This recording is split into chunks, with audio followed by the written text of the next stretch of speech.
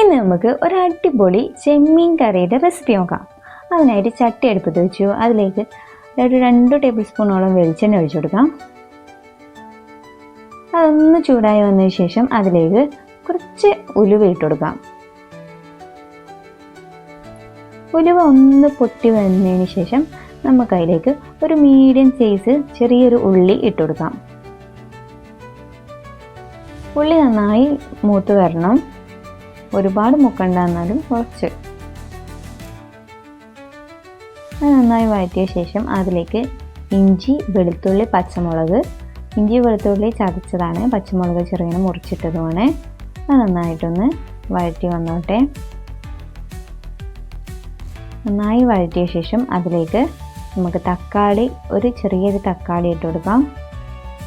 അത് നന്നായിട്ട് വഴറ്റണം.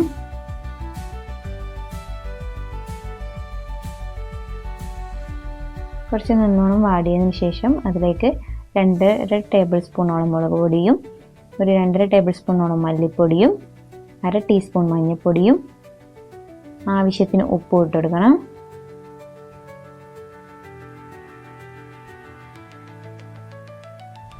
ആവശ്യത്തിന് ഉപ്പ് ഇട്ട് കൊടുത്തതിന് ശേഷം നന്നായി അതിൻ്റെ പച്ചമണമൊക്കെ മാറുന്നത് വരെ നന്നായിട്ട് ഇളക്കി കൊടുക്കണം. അതിനുശേഷം നമ്മളുടെ തേങ്ങാപ്പാലാണ്, ഞാൻ 1 കപ്പോളം തേങ്ങാപ്പാൽ ഒഴിച്ചു കൊടുക്കുന്നുണ്ട്. തേങ്ങാപ്പാൽ ഒഴിച്ച് നന്നായിട്ടൊന്ന് ഇളക്കി കൊടുക്കണം.